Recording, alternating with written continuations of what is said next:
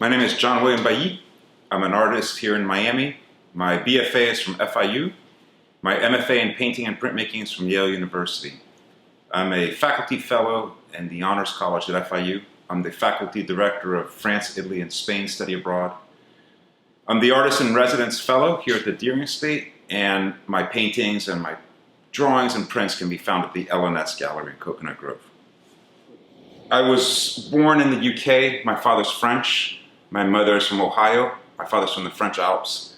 And I've always gone back and forth across the Atlantic, not only physically, but culturally. And so I'm really fascinated by the cultural and biological exchange between Europe and the Western Hemisphere. These things of place relate to culture, history, and identity. So I'm obsessed with my work about exploring personal identity, but in a broader sense of cultural identity. So my work, in many ways, is about the transatlantic dialogue. It used to be primarily about manners of painting as they related to traditions in the Americas and traditions in Europe. But ever since I've been at the Deering Estate and I've been doing a lot more hiking and snorkeling and kayaking, that has expanded to make a contrast of the flora and fauna and geographic landscape of South Florida compared to the Alps that I love. And so there's a juxtaposition of different historical and cultural trends from both hemispheres, as well as a contrast between the different landscapes. One of the major differences between the landscapes of Europe, as they are represented in painting, and the landscapes of Miami, is that the landscapes of Europe, when you see the paintings, the figures seem as though that they're placed as if they are Playmobil in a setting like a stage set. When you are in the landscape of Miami, you are consumed by the landscape of Miami. It's all around you. You're suffocated by the humidity. When you walk through a tropical hardwood hammock, or when you walk through a mangrove forest, you don't have the space that you get in European forests or in hiking in the mountains. It's much more on top of you, and for me, spectacular. And another one, for example, is when you hike in Europe, you're primarily hiking on dry land, and you get the beautiful vistas of the Alps or of Cinque Terre in Italy, where you go up and below the coast. When you hike in the Everglades, you're slogging. You're waist deep in water. You're actually you're hiking through a river, and that's a completely different physical experience. So for me, the paintings need to be different as a result. So I paint my experiences. I'm the faculty director of Italy, Spain, and France Study Abroad. That means I take students, young people, from Miami to Europe every summer. And we bring our Miami to Europe, and Europe consumes us, and something comes out as a result. So I'm constantly thinking about that juxtaposition. And while I'm doing that, I'm always drawing. I draw in Paris, I draw in Florence, I draw in Rome, I draw in Madrid. And all of these things come into my paintings. I only paint things that I experience in life. And that's important to me. And the painting that is behind me that Jacek is particularly interested in is called The 6th of January, 2021. And so this is layered in many ways, so that when Europeans come in contact with the Americas, they encounter a different type of society for them that's much more connected to nature and the land. There's much more of a symbiotic relationship with the nature and the indigenous people in Tequesta or in the Americas. And this inspires in many ways the Enlightenment movement, which is a rejection of monarchy and an embracement of an ideal of much more of a unity of people and a kind of a representative and unified society. And these ideas come with Voltaire, Jean-Jacques Rousseau, and Montesquieu that then come back across the US and establish our republic.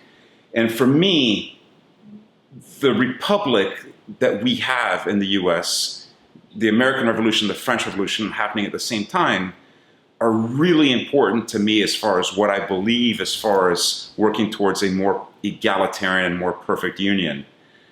And on the 6th of January, I saw, for me, what was a direct affront and assault upon this system of, not just of government, but of society.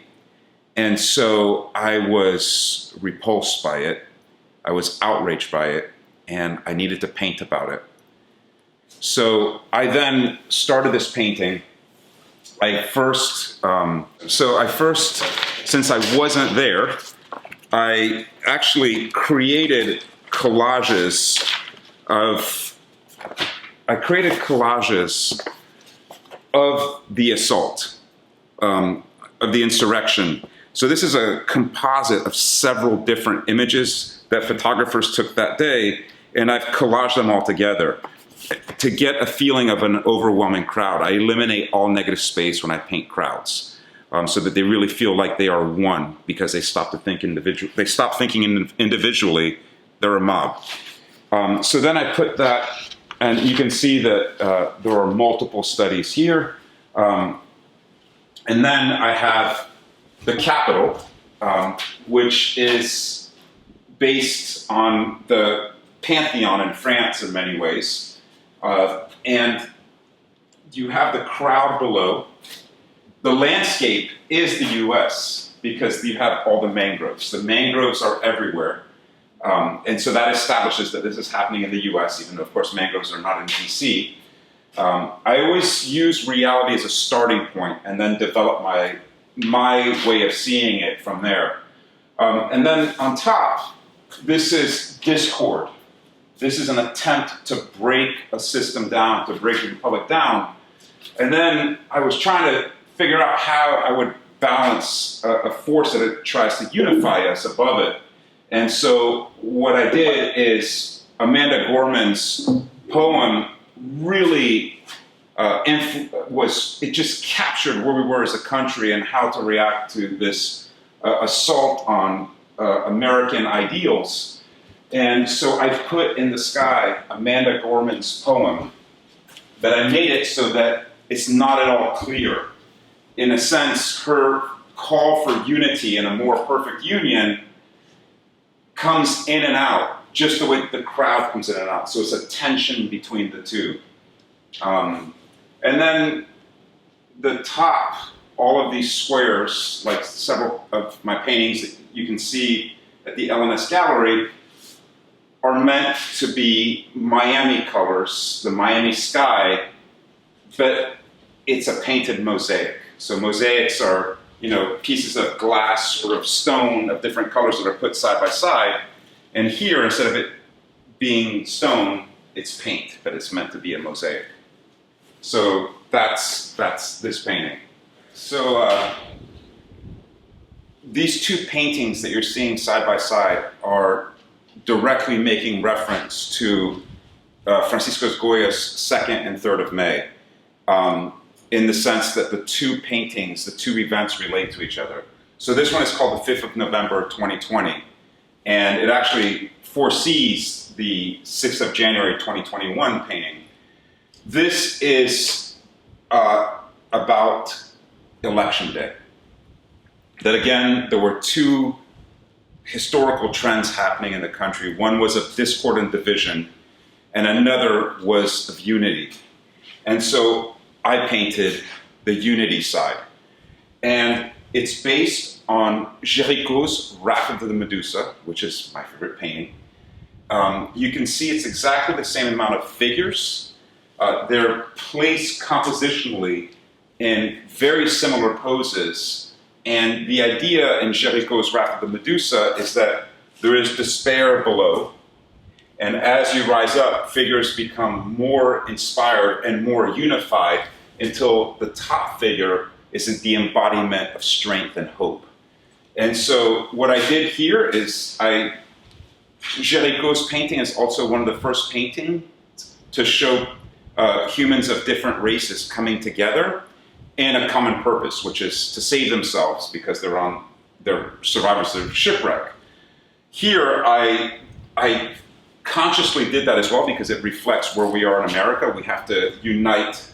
All of us need to unite, regardless of our ethnicity or race or our religions or our cultural traditions. But the thing that I added that Géricault didn't, because his didn't have it, and he was being historically accurate, is I included women, which are not in Géricault's painting. And so you can see that thrust here. And the one thing that you notice again is the colors, the palette of my paintings is the Miami landscape. So you have the mangroves again, and these blues. I invite you to come out to the Deering Estate and look out over the horizon of Biscayne Bay, and these are the blues that you'll see. One of the things that directly inspired this painting, aside from the content of the election, the 2020 election in the United States, was a personal experience. So during July 2020, when COVID was exploding all over the world and we were restricted, I went to France, and I was there right when the Louvre reopened. And I was able, for the first time in my life, to sit alone with these paintings and actually draw them from life. And I made studies of the Raft of the Medusa, just sketching in my pad, standing in the Louvre.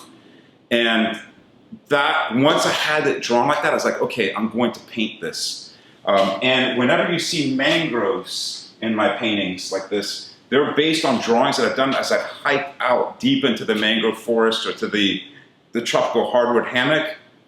I'm just scratched up, I got mosquitoes on me and things like that, but I'm drawing there, and I don't work from photographs because I think that me swatting a mosquito, me sweating, my drawing blowing out of my hand and into the water and me retrieving it, it shows in that experience is reflected in the way that they're drawn. So I don't work from photographs unless I absolutely need to, if I'm not there, like the Capitol painting.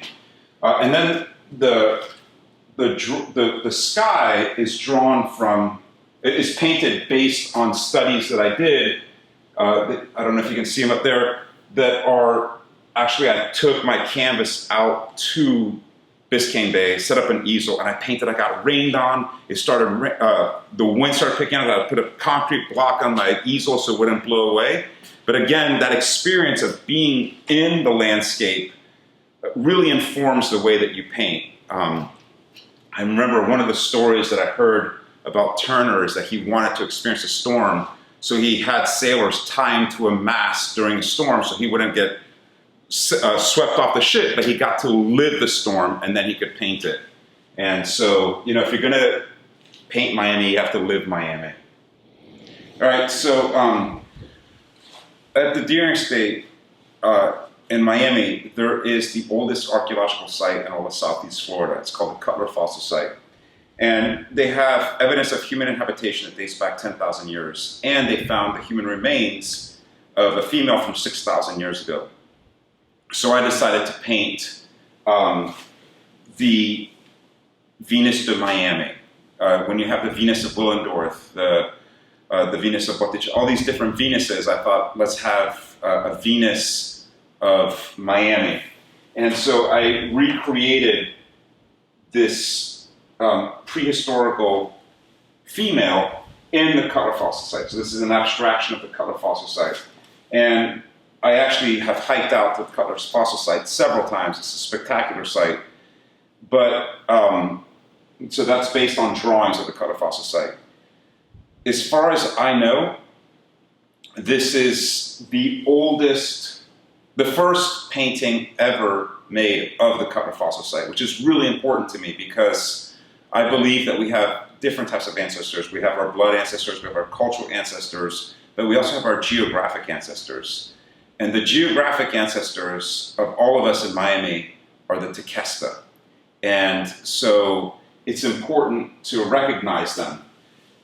In addition, in this painting, I use numbers, and I always use numbers for for about 2 or 3 years, and they're all patterns. This is Pascal's triangle, and I use a lot the Fibonacci spiral, the Fibonacci sequence. And my idea is that to ask the question of whether math is invented or discovered, meaning that is there an underlying order to the universe inherently, or do we project it onto it?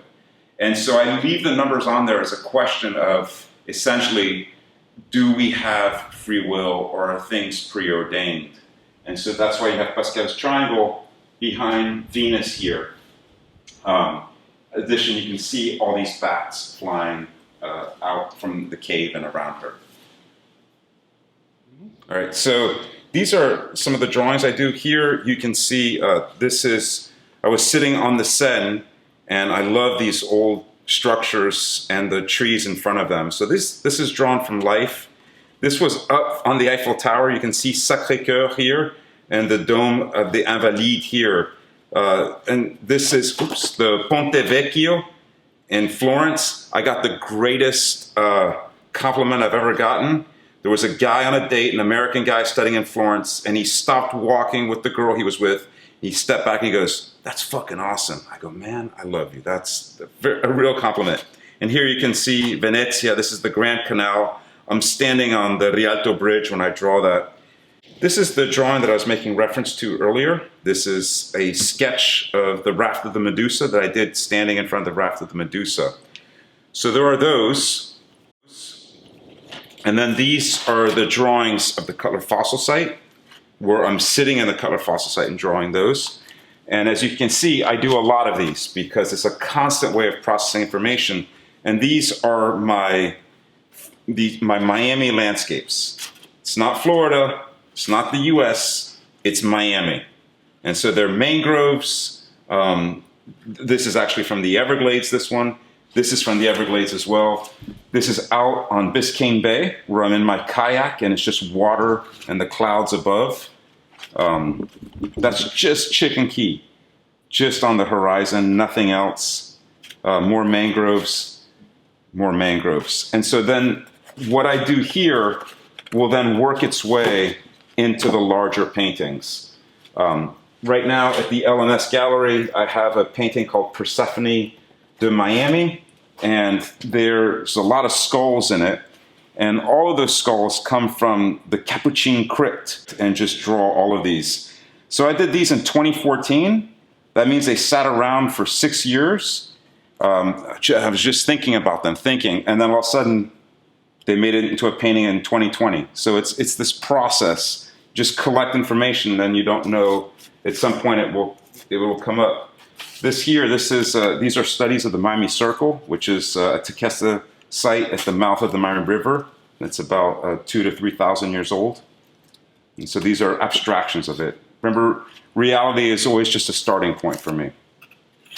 And I have drawers and drawers of drawings. These are my numbers. This is where I almost lost my mind. Yeah. All right, so when I went to Yale, I went to Yale from working a minimum wage job at Pearl's Arts and Supply.